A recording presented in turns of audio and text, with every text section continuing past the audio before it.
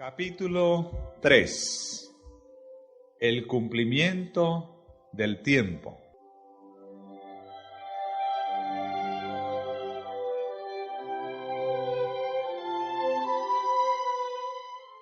Mas venido el cumplimiento del tiempo, Dios envió a su Hijo, para que redimiese a los que estaban debajo de la ley, a fin de que recibiésemos la adopción de hijos. La venida del Salvador había sido predicha en el Edén. Cuando Adán y Eva oyeron por primera vez la promesa, esperaban que se cumpliese pronto. Dieron gozosamente la bienvenida a su primogénito, esperando que fuese el libertador. Pero el cumplimiento de la promesa tardó. Los que la recibieron primero murieron sin verlo. Desde los días de Enoc, la promesa fue repetida por medio de los patriarcas y los profetas, manteniendo viva la esperanza de su aparición, y sin embargo no había venido. La profecía de Daniel revelaba el tiempo de su advenimiento, pero no todos interpretaban correctamente el mensaje. Transcurrió un siglo tras otro, y las voces de los profetas cesaron. La mano del opresor pesaba sobre Israel, y muchos estaban listos para exclamar: se han prolongado los días, y fracasa toda visión.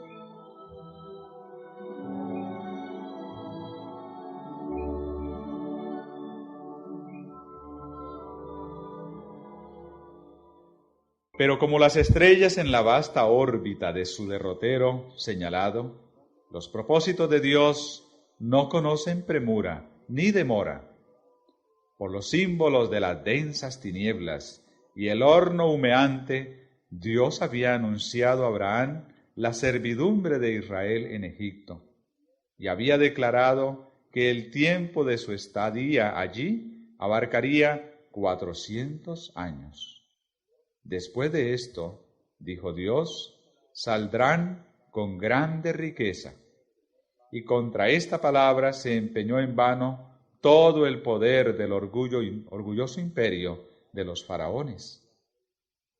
En el mismo día, señalado por la promesa divina, salieron todos los ejércitos de Jehová de la tierra de Egipto.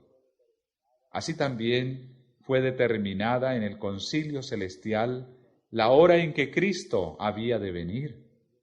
Y cuando el gran reloj del tiempo marcó aquella hora, Jesús nació en Belén.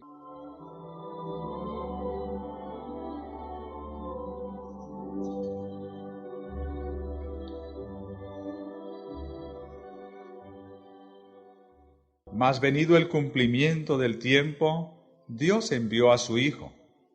La providencia había dirigido los movimientos de las naciones, así como el flujo y reflujo de impulsos e influencias de origen humano, a tal punto que el mundo estaba maduro para la llegada del libertador. Las naciones estaban unidas bajo un mismo gobierno. Un idioma se hablaba extensamente y era reconocido por doquiera como la lengua literaria. De todos los países, los judíos dispersos acudían a Jerusalén para asistir a las fiestas anuales, y al volver a donde residían, podían difundir por el mundo las nuevas de la llegada del Mesías.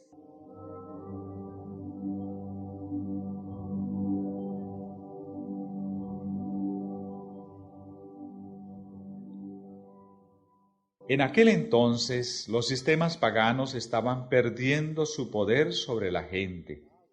Los hombres se hallaban cansados de ceremonias y fábulas. Deseaban con vehemencia una religión que dejase satisfecho el corazón. Aunque la luz de la verdad parecía haberse apartado de los hombres, había almas que buscaban la luz, llenas de perplejidad y tristeza. Anhelaban conocer al Dios vivo, a fin de tener cierta seguridad de una vida allende la tumba.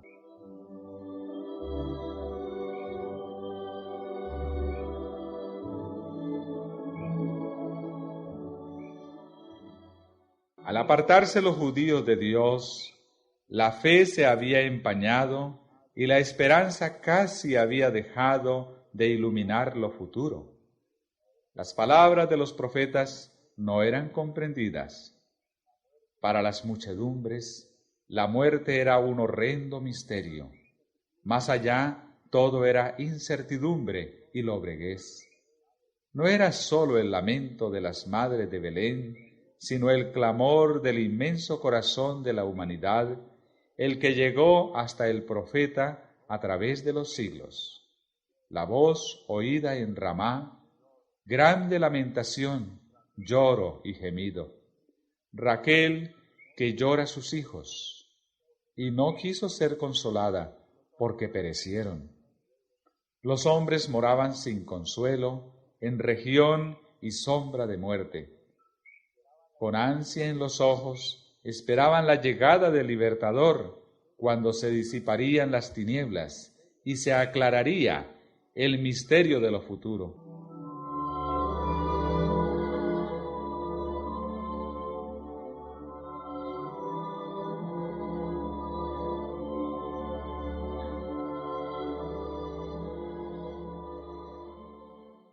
Hubo fuera de la nación judía hombres que predijeron el aparecimiento de un instructor divino. Eran hombres que buscaban la verdad y a quienes se les había impartido el espíritu de la inspiración. Tales maestros se habían levantado uno tras otro como estrellas en un firmamento oscuro, y sus palabras proféticas habían encendido esperanzas en el corazón de millares de gentiles.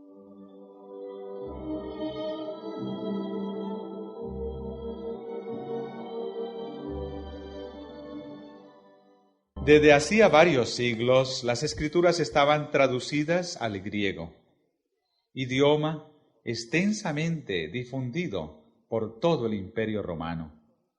Los judíos se hallaban dispersos en todas partes, y su espera del Mesías era compartida hasta cierto punto por los gentiles. Entre aquellos a quienes los judíos llamaban gentiles, había hombres que entendían mejor que los maestros de Israel las profecías bíblicas concernientes a la venida del Mesías. Algunos le esperaban como libertador del pecado.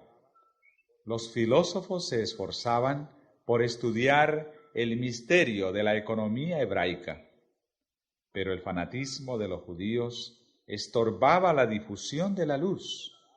Resueltos a mantenerse separados de las otras naciones, no estaban dispuestos a impartirles el conocimiento que aún poseían acerca de los servicios simbólicos.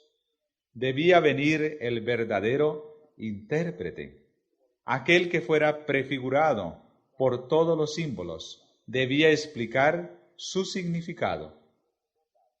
Dios había hablado al mundo por medio de la naturaleza, las figuras, los símbolos, los patriarcas y los profetas. Las lecciones debían ser dadas a la humanidad en su propio lenguaje. El mensajero del pacto debía hablar. Su voz debía oírse en su propio templo. Cristo debía venir para pronunciar palabras que pudiesen comprenderse clara y distintamente. Él, el autor de la verdad, debía separar la verdad del tamo de las declaraciones humanas que habían anulado su efecto. Los principios del gobierno de Dios y el plan de redención debían ser definidos claramente. Las lecciones del Antiguo Testamento debían ser presentadas plenamente a los hombres.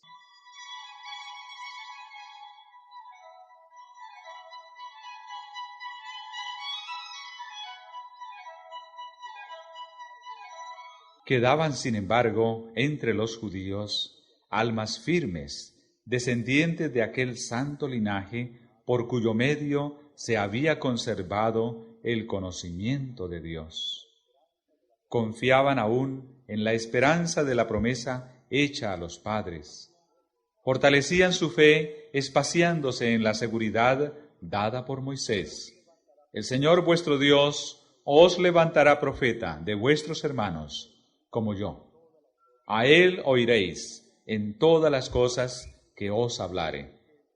Además, leían que el Señor iba a ungir a uno para predicar buenas nuevas a los abatidos, vendar a los quebrantados de corazón, publicar libertad a los cautivos y promulgar año de la buena voluntad de Jehová. Leían que pondría en la tierra juicio y las islas esperarían su ley, como asimismo andarían las gentes a su luz y los reyes al resplandor de su nacimiento.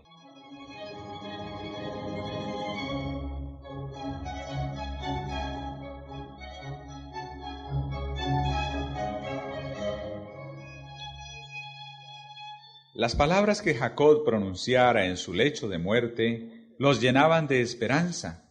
No será quitado el cetro de Judá y el legislador de entre sus pies hasta que venga Shiloh.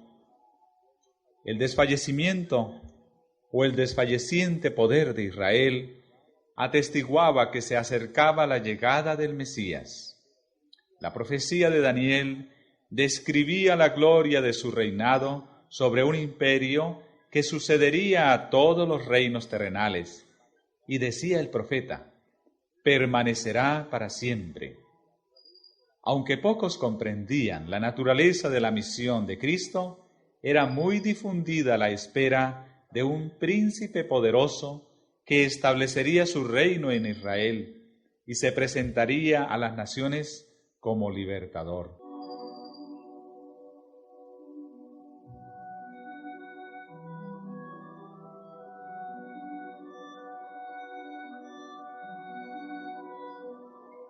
El cumplimiento del tiempo había llegado. La humanidad, cada vez más degradada por los siglos de transgresión, demandaba la venida del Redentor. Satanás había estado obrando para ahondar y hacer insalvable el abismo entre el cielo y la tierra. Por sus mentiras había envalentonado a los hombres en el pecado. Se proponía agotar la tolerancia de Dios y extinguir su amor por el hombre, a fin de que abandonase al mundo a la jurisdicción satánica.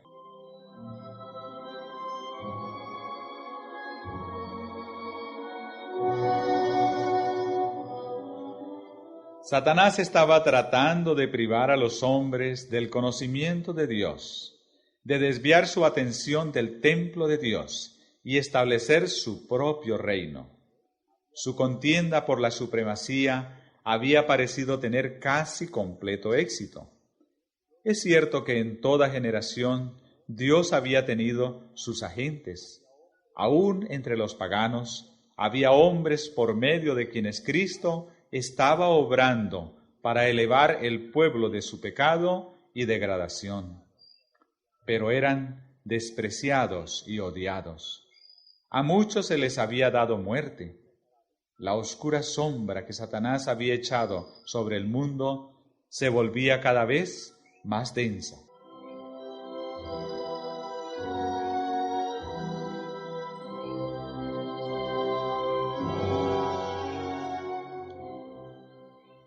Mediante el paganismo, Satanás había apartado de Dios a los hombres durante muchos siglos, pero al pervertir la fe de Israel, había obtenido su mayor triunfo. Al contemplar y adorar sus propias concepciones, los paganos habían perdido el conocimiento de Dios y se habían ido corrompiéndose cada vez más. Así había sucedido también con Israel. El principio de que el hombre puede salvarse por sus obras, que es fundamento de toda religión pagana, era ya principio de la religión judaica. Satanás lo había implantado, y doquiera se lo adopte, los hombres no tienen defensa contra el pecado.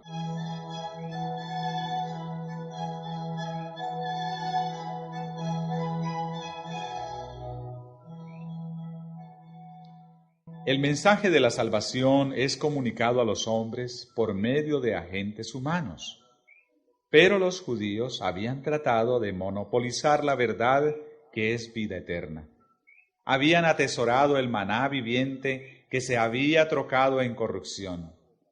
La religión que habían tratado de guardar para sí llegó a ser un escándalo. Privaban a Dios de su gloria y defraudaban al mundo por una falsificación del Evangelio. Se habían negado a entregarse a Dios para la salvación del mundo y llegaron a ser agentes de Satanás para su destrucción.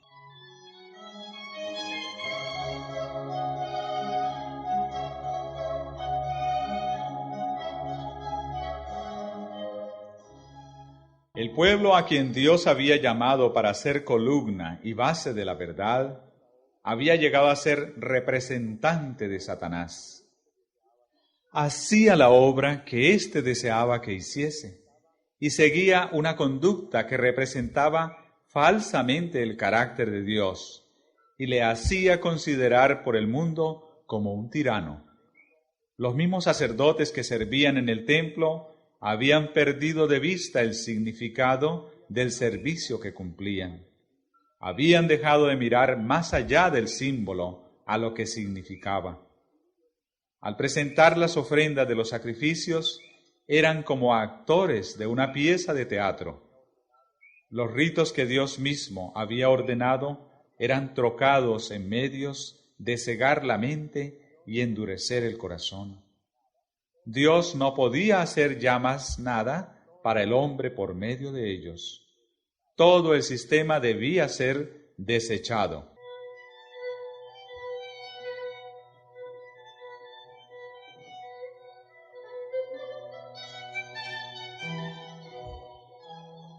El engaño del pecado había llegado a su culminación. Habían sido puestos en operación todos los medios de depravar las almas de los hombres. El Hijo de Dios, mirando al mundo, contemplaba sufrimiento y miseria. Veía con compasión cómo los hombres habían llegado a ser víctimas de la crueldad satánica. Miraba con piedad a aquellos a quienes se estaba corrompiendo, matando y perdiendo. Habían elegido a un gobernante que los encadenaba como cautivos a su carro. Aturdidos y engañados, avanzaban en lóbrega procesión hacia la ruina eterna, hacia la muerte en la cual no hay esperanza de vida, hacia la noche que no ha de tener mañana. Los agentes satánicos estaban incorporados con los hombres. Los cuerpos de los seres humanos, hechos para ser moradas de Dios, habían llegado a ser habitación de demonios. Los sentidos, los nervios, las pasiones, los órganos de los hombres eran movidos por agentes sobrenaturales en la complacencia de la concupiscencia más vil. La misma estampa de los demonios estaba grabada en los rostros de los hombres, que reflejaban la expresión de las legiones del mal que los poseían. Fue lo que contempló el Redentor del mundo. ¡Qué espectáculo para la pureza infinita! El pecado había llegado a ser una ciencia y el vicio era consagrado como parte de la religión. La rebelión había hundido sus raíces en el corazón y la hostilidad del hombre era muy violenta contra el cielo. Se había demostrado ante el universo que separada de Dios, la humanidad no puede ser elevada. Un nuevo elemento de vida y poder tiene que ser impartido por aquel que hizo el mundo.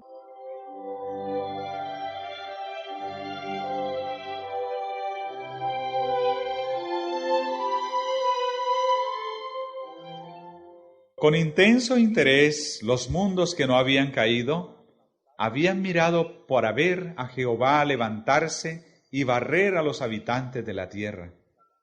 Y si Dios hubiese hecho esto, Satanás estaba listo para llevar a cabo su plan de asegurarse la obediencia de los seres celestiales.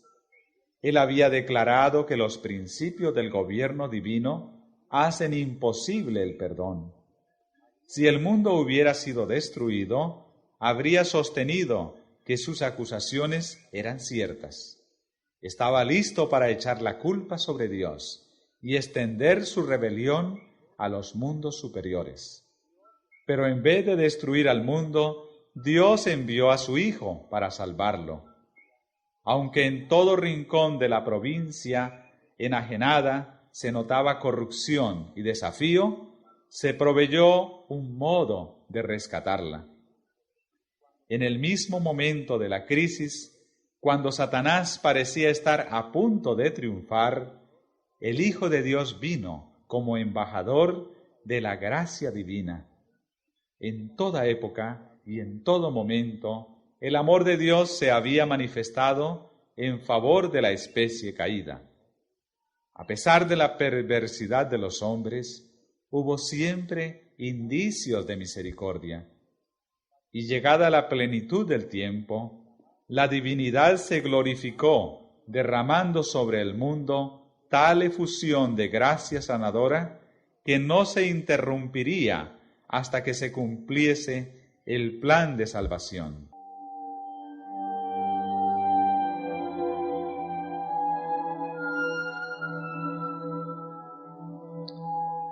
Satanás se estaba regocijando de que había logrado degradar la imagen de Dios en la humanidad.